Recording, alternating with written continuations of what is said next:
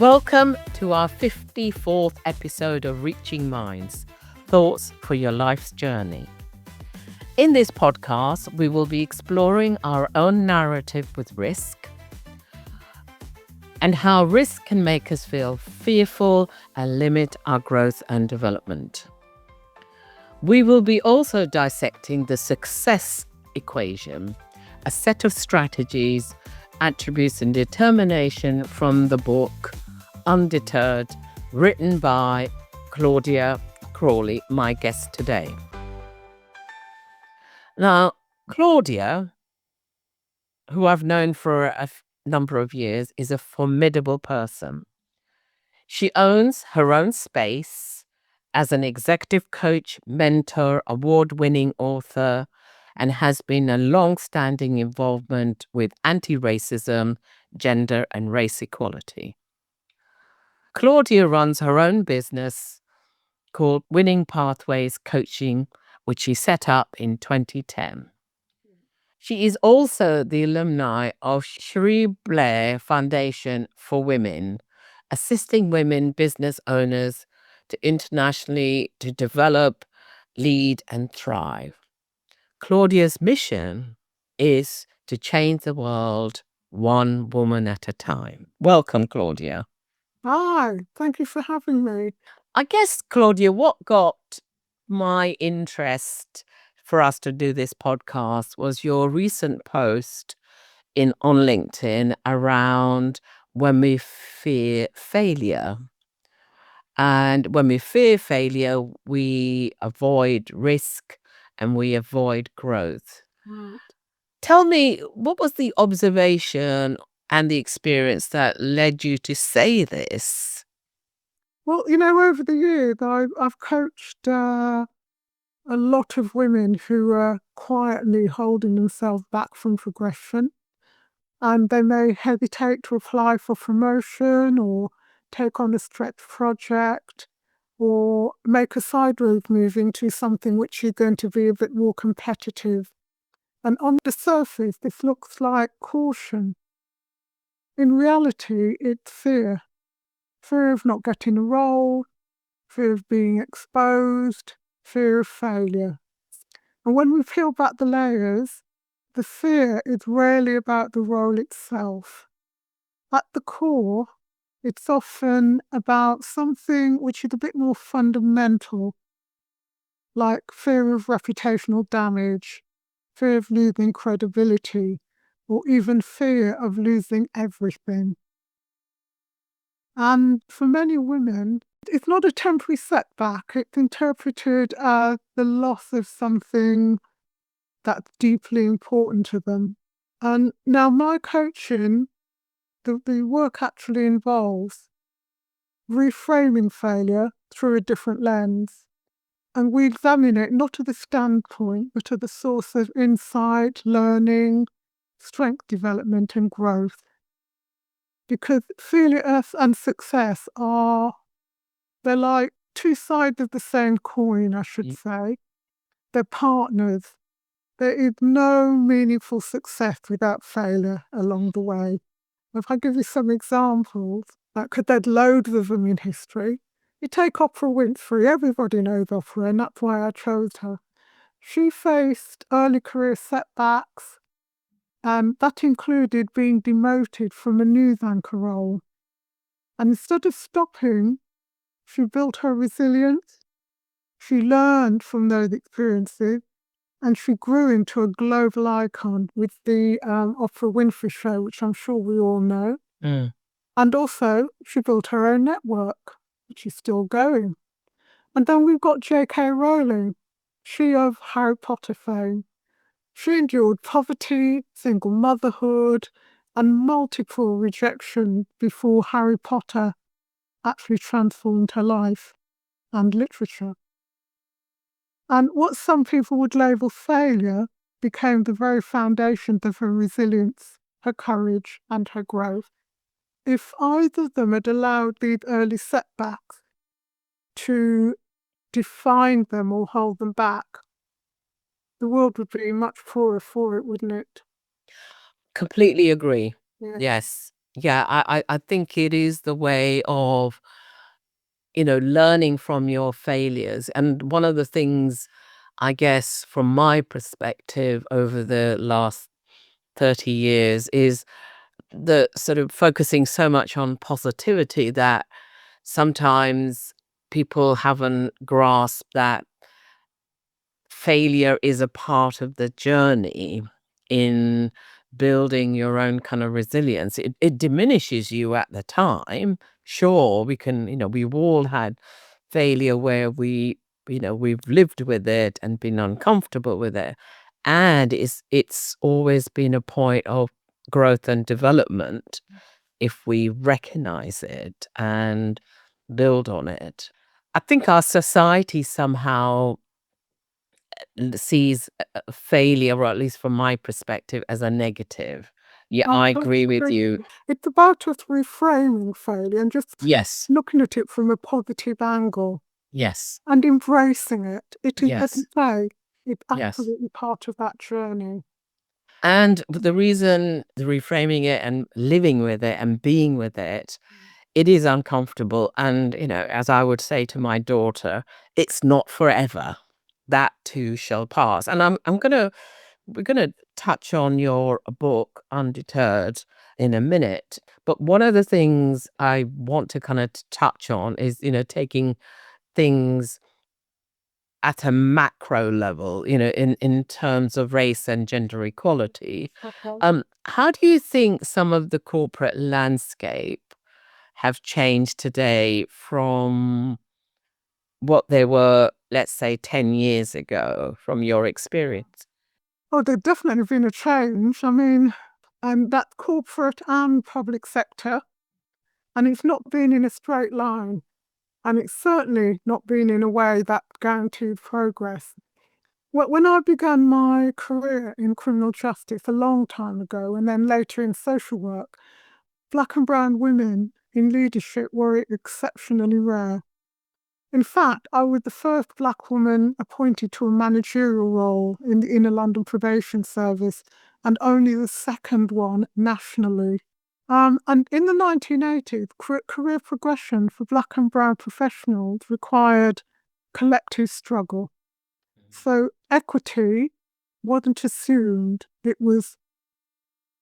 You had to fight for it. And when I talk about equity, I'm talking about responding to people's needs. So you're allocating the resources and the support based on their needs to guarantee fairness and a level playing field. So over time, these efforts did lead to some progress. It wasn't perfect, but we all thought it was going to get better, even better. Mm. I witnessed more Black and brown professionals moving into senior roles alongside the development of anti-racist and anti-sexist policies and practice. But that progress proved really fragile. So you'd get like a single leadership change, for example, when a director who neither understood nor prioritized equity, diversity and inclusion would take charge. And that was enough to stall the momentum, Mm. right? So promotion pathways narrowed, and when senior Black and brown leaders moved on or were made redundant, they weren't replaced. So the message was clear, even though it was unspoken. In 2020, following the murder of George Floyd, which I'm sure we'll all remember, there was a global outpouring of support for EDI, or equity, diversity and inclusion. Organisations made some of them made incredibly bold commitments. Whether it was performative or not, well, that was a question. And then, yet many of those pledges, they were performative and they weren't embedded. And what we're now seeing is not stagnation, we're seeing regression. And you look at this in the current political climate. With Donald Trump, when he came back into power in the US, what he did, he kind of orchestrated an overt backlash against EDI initiatives.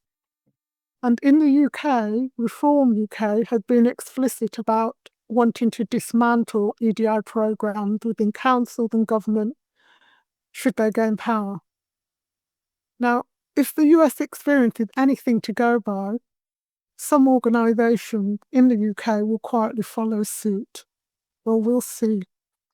What makes this particularly troubling is the social work itself. It's a profession built on values of social justice, empathy and equity. And yet EDI is too often treated as optional, I should say, rather than foundational. And Black and brown professionals continue to encounter microaggression, unconscious bias, and systemic barriers to progression.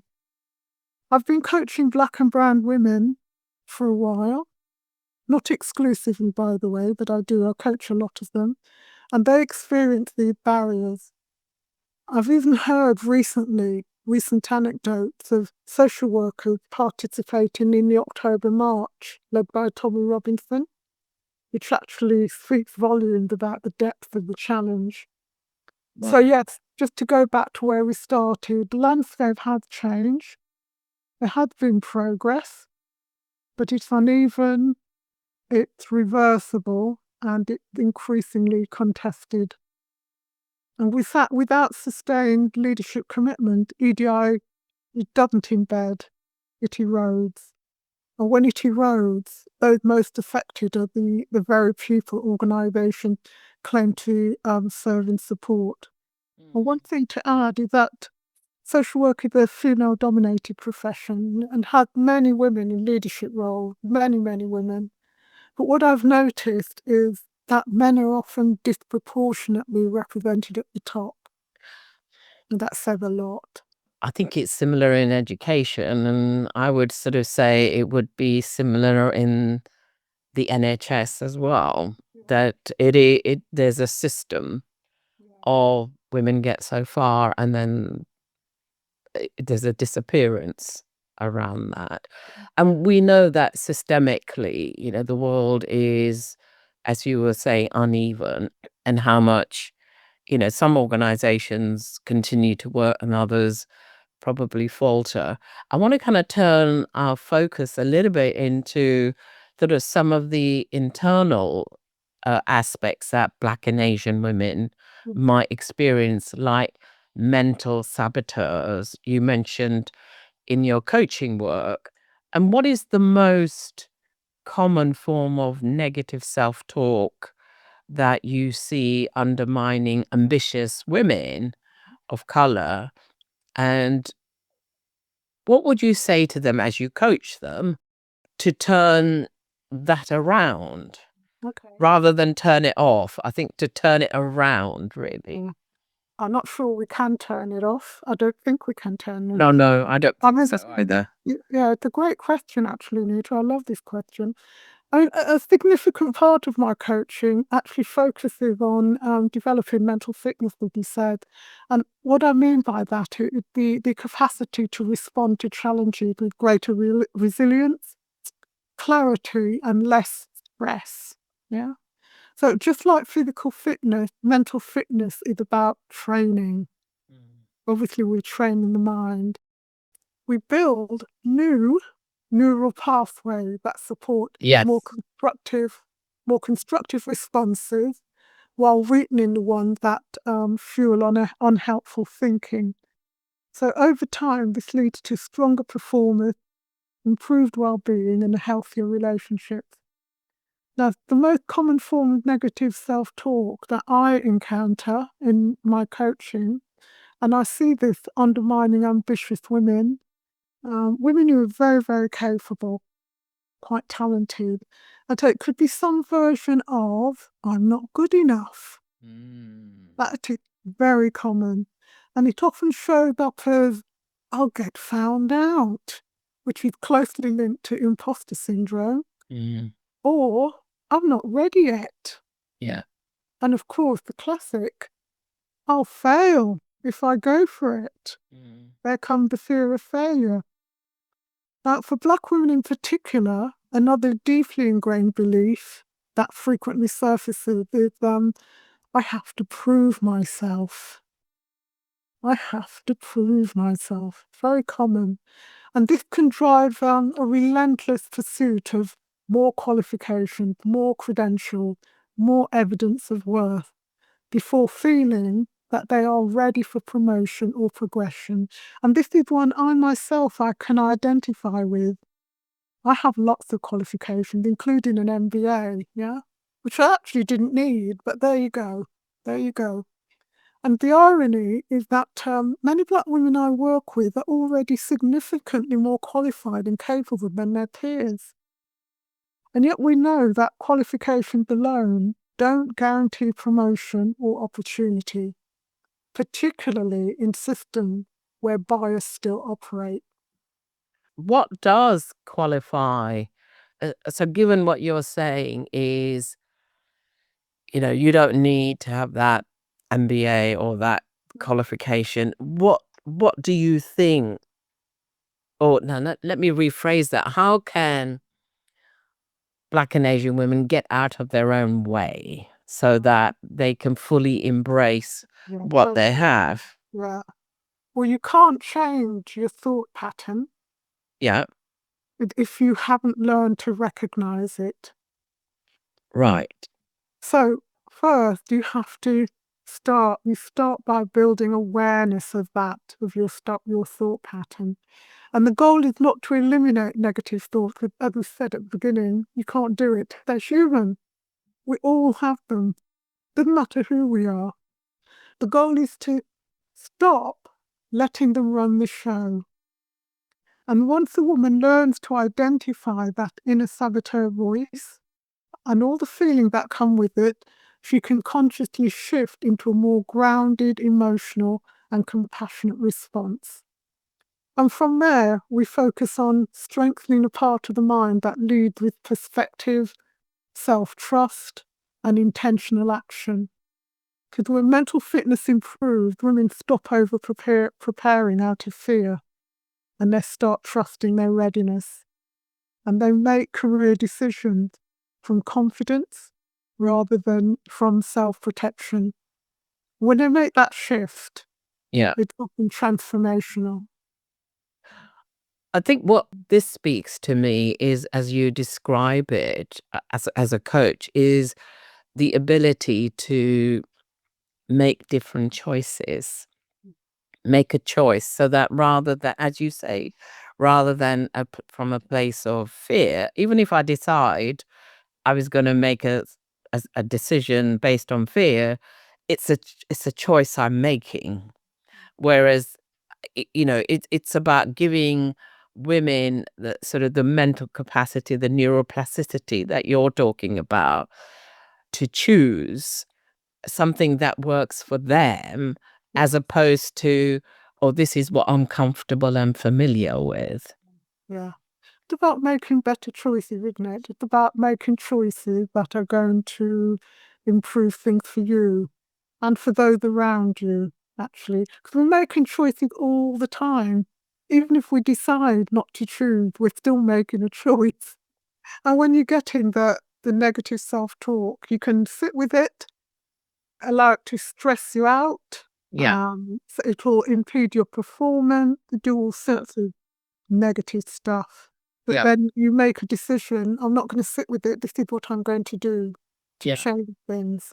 Yeah. You get that choice. Yes. And another thing that actually, as an Asian woman, that I certainly had some awareness. I was reading, this is 2016. I was reading a book called Covering, and it made me think about the pressure to code switch, or mute parts of myself, particularly, when I was facilitating large workshops with an audience that didn't look like me, and how I remember reading that book and going, oh wow, I've actually neutralized part of myself so that I could be acceptable in the audience, and I think I did that probably unconsciously. However, reading that book and having a thinking about it myself made me think, well, actually, maybe it's a part of my own survival, my own thriving, that I chose to do that. And it's not something that is negative. It's something that I want to not, within the context that I was in, at some places, it was a choice I made, really. And that didn't stop me feeling I was less authentic. It's just felt that I was within a certain context. I know that I needed to show up in this way in order to deliver what I needed to deliver. I mean, what's your thoughts on that? That kind of tension you're describing, Nita, it's very real. And it's something I see consistently in my work with Black and brown women in social work and public service organisations and elsewhere. And it's something I do myself. Because as you say, you're muting parts of yourself. Could be your speech, your tone, your behaviour, in order to fit into the different environments. Yeah. And that can be absolutely exhausting, as I'm sure you know. Now, many of my clients, they've learned often very early in their careers, in their life, that success can feel conditional. So it's like, be competent, but not threatening. Be visible, but not too visible. Visible. Yep. Be authentic, but do so only within limits that feel safe to other people. And we're usually talking about white people here. And so what code switching is, which you mentioned earlier, but just to emphasize it, is that it's a survival strategy. It is a choice, but it's also a survival strategy. We choose it for that reason. And often it comes automatic. And it can be useful in certain contexts, but it comes at a cost. Exhaustion, disconnection, and a bit of a gradual erosion of self-trust, I should say.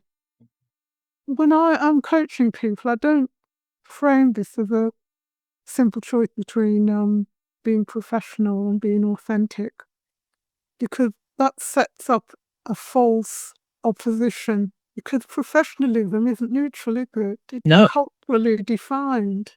Yeah. And much of what we call professional is rooted in white middle-class norms, which mean Black and brown women are often, they're expected to adapt more, explain more, and shrink more. Before we continue, I'd love to invite you to visit my website, where you'll find more resources to support your personal and professional journey. Whether you're exploring leadership development, coaching, supervision, or inclusive workplaces, you can go and visit there for deeper reflections to help you to grow. You'll find everything at nitasharma.com. It's also the best place to connect with me directly and discover what's coming up. And of course, there are all the back catalogue episodes of podcasts that you can tap into and gain lots of wisdoms and reflections.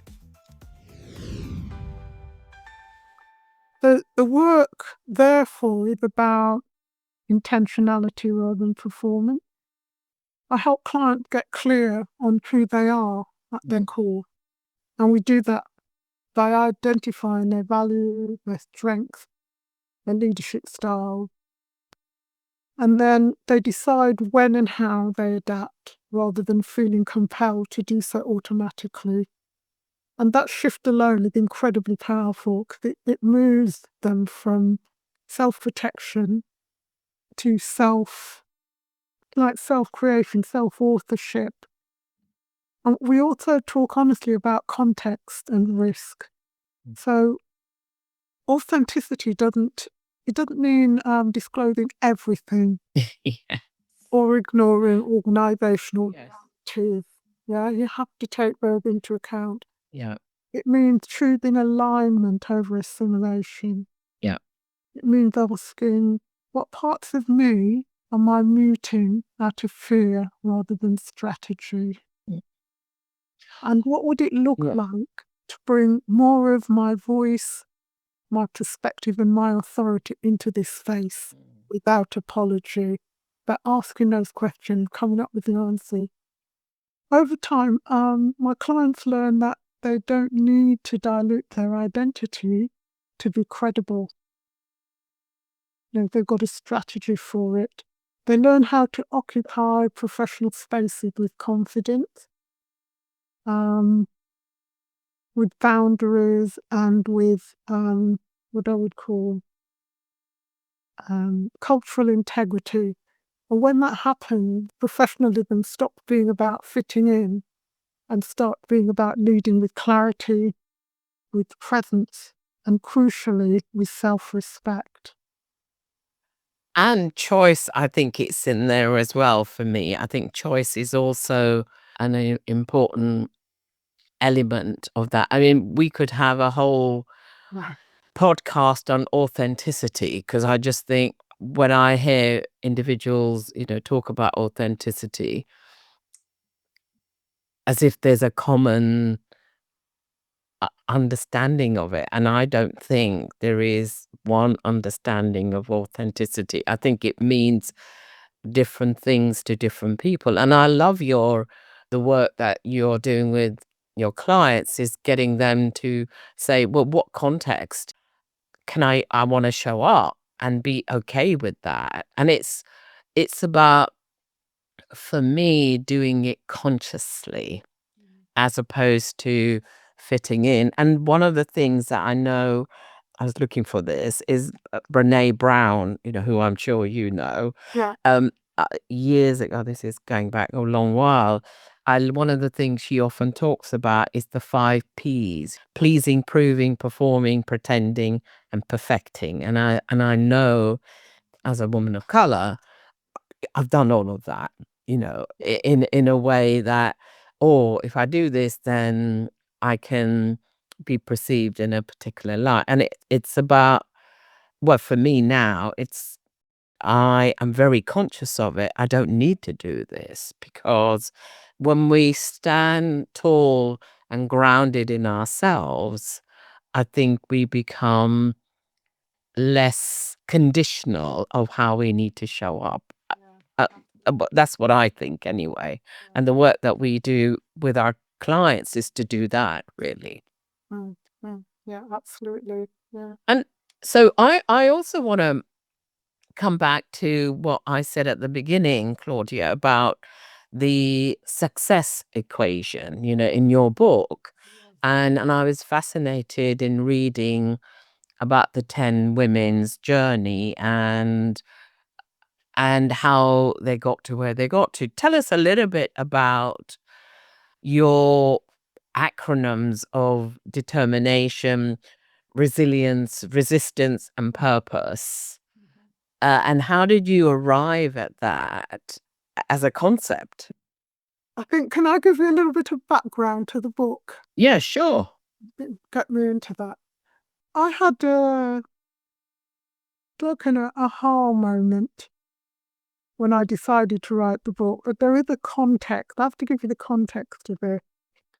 And it was around about 2019 when the UK's love affair with Meghan Markle began to unravel.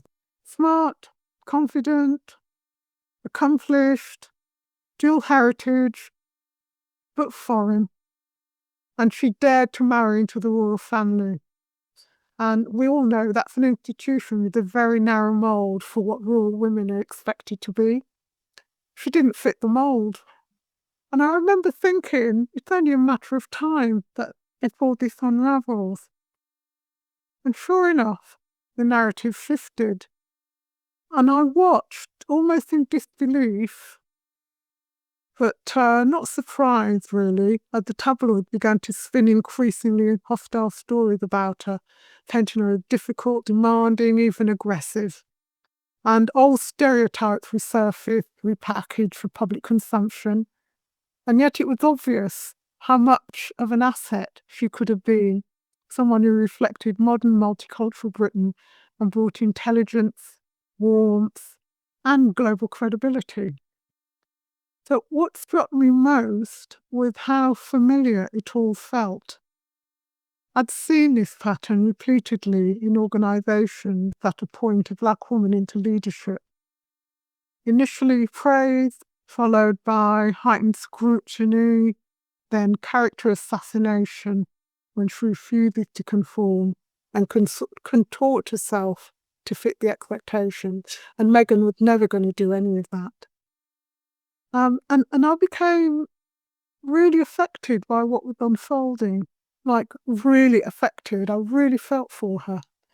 And I found myself awake at night wondering how Megan was coping. What was the support like? Was she getting any? And what toll was this taking on her mentally and emotionally? And inevitably, because I could identify with some of what was going on, my thoughts turned to the Black and brown women in my own life, my clients, my colleagues, my friends, who were navigating similar dynamics. They didn't have the global spotlight. And one morning I was doing my meditation, and it became clear to me that these women's stories needed to be told. It's just like this spark went off in the middle of my meditation. And I wanted to research them. I wanted to understand the strategy they used to get on and get up, and the challenges that they encountered along the way. I wanted to bring their lived experiences into the light, not just to validate them, but so that other Black and brown women could learn, could feel less alone and feel more equipped. And that was the birth of Undeterred. And what continues to resonate today is the same truth that inspired me to write the book.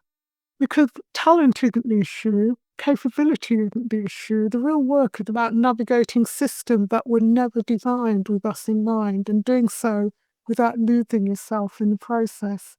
Now, when I was researching, it's funny, I didn't set out to find this success equation because I didn't know it existed. It emerged as I did my research, and I discovered that they all had something in common aside from race and gender. They were all from different backgrounds, different walks of life, different ages, different classes, but they had this thing in common. It was an equation. That's what I called it. They were all determined. They all were resilient. They had to roll with the punches and take the challenges and develop their resilience.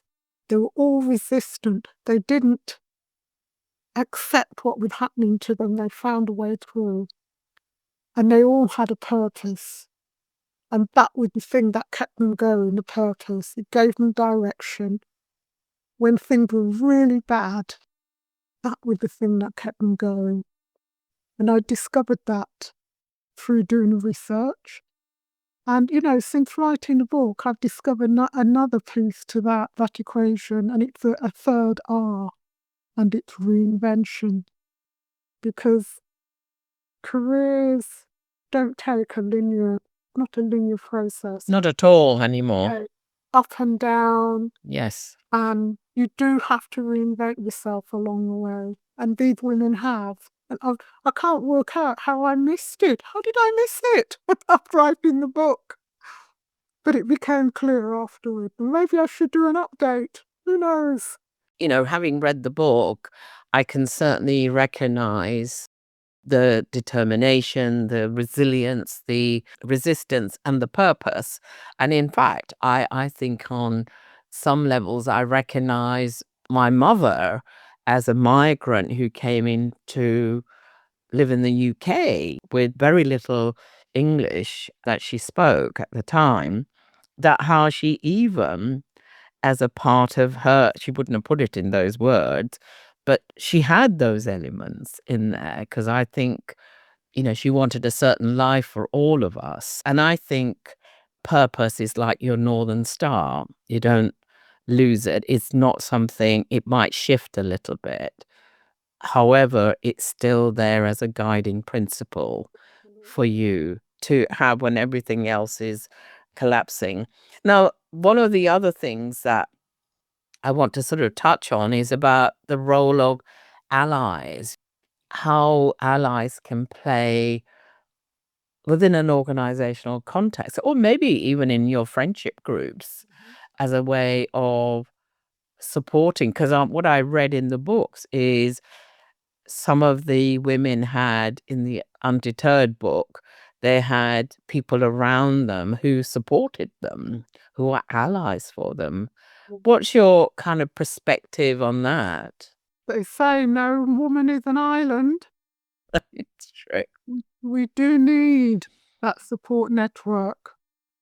And it's important for us to have allies, both in terms of race and gender, because they have power and privilege that we don't have. And they can make things happen in a way that would be harder for us. And I think the single most effective thing that they can do, especially if they're allies in leadership, is to truly see us, Black and brown women, for who we are, to really see us. And what that means is seeing us as individuals with distinct skills, leadership styles and potential, and not through the lens of stereotypes, tropes, or deficit-based assumptions, because that's how we're often seen. So too often, well-intentioned leaders, they focus on supporting diversity in the abstract, while failing to recognise the specific contributions and barriers that we experience. That we experience directly often. There's a client story that really stayed with me, and I coached her probably about 3 or 4 years ago. This was a Black woman, middle manager, social worker, talented, deeply committed to what she was doing, but understandably she was frustrated and worn down by her experiences at work. And she had been encouraged by a senior manager to go for promotion. And she'd gone through time after time after time and was continually knocked back. And she couldn't work out what was going on. I mean, the whole bit about race didn't come into that. The coaching highlighted it. What truly shifted things for her wasn't the encouragement alone. And I'm talking about the encouragement from that manager. The moment she realised she could genuinely trust this manager, this director level manager, and see her as an ally, was when the manager clearly articulated what she could already see in her. And that was her leadership strength, insight, and her values, and all the things she would bring to the table.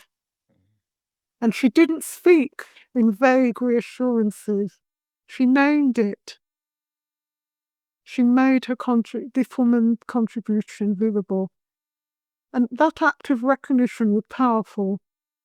It was about pushing her forward, not for the sake of optics. It was about being seen and validated in a system where Black women are so often overlooked or underestimated. And for my client, that clarity built trust, built confidence, and the belief that she didn't have to carry the weight alone. She had an ally, and an ally at the top of the organisation. To be a genuine ally, you need to have self-education, and leaders must be willing to understand how white privilege and white fragility operate in workplaces. Not because we want them to feel guilty, but because it provides a lens for insight. Because without that awareness, it's easy to become defensive, dismissive, or silent at the very moment when advocacy is needed most. And crucially, allies need to accept that they will make mistakes. There's no doubt about it. But allyship is not about getting it perfect. Indeed. Nobody can do that. Yeah. But staying engaged in spite of the mistakes.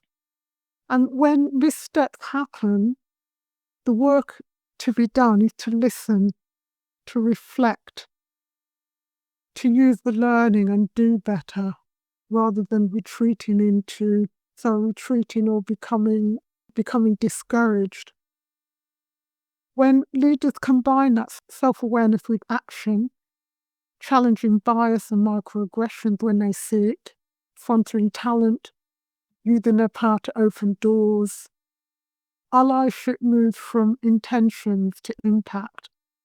And that's what genuinely shifts the needle for undeterred women in organisations. I completely agree with that. I think that is what you're saying is so powerful. And I want to sort of kind of circle back because I'm sure there are our listeners who may feel deterred, disheartened, or like they're hitting a glass ceiling right now. What might be one simple, powerful piece of insight or advice would you give them to help them, be in the space of the undeterred self tomorrow? Okay. I'm laughing because it's like a piece of advice with many parts to it, right? Absolutely. Yeah. And that is for you to get clear on who you are and what you bring to the table. Now, I mentioned earlier, I talked about allies seeing you for who you are and what you bring to the table. You need to see it yourself. And it's amazing how many women don't. So, and it sounds simple, but it's remarkable how many talented, capable women I work with, they lack this clarity. They know they work hard, they know they care, but when asked to articulate their strengths, their values, or what truly differentiates them from other people, they hesitate. So my advice is that you start with your values. You want to see who you really are. Start with your values. And not just the long list, but go for your top 3, because these are the real drivers. They matter because when you're clear on your values, you understand yourself. When you're clear on your top 3, you really know what's pushing you forward. When you know your values, you can make sense of the discomfort in certain roles or environment. Because often we sit there and we're wondering why we're feeling really uncomfortable. And I would say 9 times out of 10, one of your values is being compromised by what's going on. The other thing you can do when you know your values, be clear on them, is that you can assess whether this organisation you're working in is right for you. Are the values of that organisation aligned with who you are? Are they aligned with your values? Or are they compromising your values? And values give you, it's like, I'd call it an internal compass. When everything else feels uncertain, you've got that internal compass. And when you know your values, you're going to be clear on why you're reacting in the way you are. The other thing is for you to get clear on your strength and what makes you stand out. And think about that in terms of what you've delivered that's made a real impact. Where do people consistently rely on you? What do you do differently or better than most people? And this is not about arrogance. It's not about bragging. It's about accuracy. It's about seeing exactly what you're bringing to the table. And finally, we talked about purpose earlier in the book, Undeterred. Finally, reconnect with your passion and your purpose. What drives you? And it's likely to be connected to your values. What gives you, what drives you? What gives you direction? What will keep you going when the challenges pile up and the doubt creeps in? Now, purpose doesn't remove obstacles, but it gives you the stamina to keep going. And this is the work I do with women in coaching, because when they're anchored in their strengths, their values and their purpose, they stop seeking permission.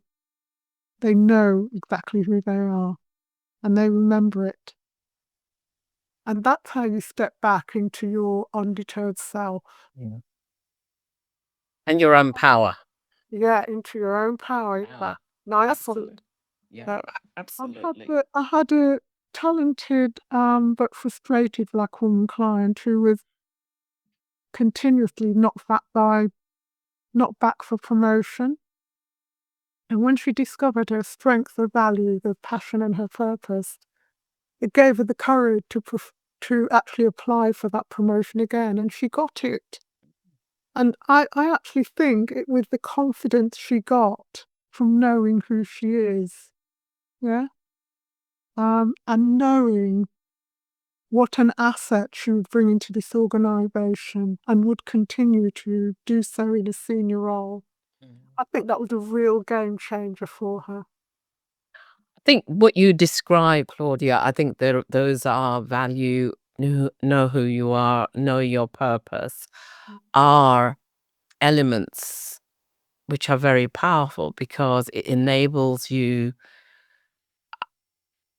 I guess, to stand in your own power and also to get out of your own way as well. Yeah. It's quietening the voices, as we were talking earlier on, is the little saboteurs that all live within all of us, and quietening that voice and focusing on, realigning yourself with, what are my values, being yourself and your purpose. I think. Yeah, great. This has been a very yummy conversation, Claudia. You've given me. Word, yummy. Oh, I used to love the word delicious as well. This has been a very delicious, yummy conversation because it had such richness with beautiful examples that you've drawn out. And, I'm sure for the listeners who are listening to this, if they'll have your contact details that you can, if they want to get in touch with you. It certainly has given me moments of reflections. Oh yeah. It's even for somebody who's coaches as well, it's still, the journey never stops in terms of learning. Yeah, it doesn't. That's why we do it. And that's why we do it. It never stops because the unfolding is the great part of it. So thank you for giving your time and your wisdom in this space. And thank you very much for having me. It's been a real pleasure and I've loved it. Thank you for spending this time with me today. I hope the conversation gave you something valuable to reflect on as you move through your week. Reaching Minds is all about supporting your growth, expanding your awareness, and helping you navigate life with more clarity and confidence. If today's episode resonated with you, make sure you subscribe or follow the podcast so you never miss an update. I would also love to hear your thoughts, questions, or reflections. You can leave me a voice message at speakpipe.com/Nita Sharma. I listen to every message and often weave your insights into future episodes. Thank you again for joining me. Until next time, take good care of yourself and keep reaching for the ideas and perspectives that help you to grow.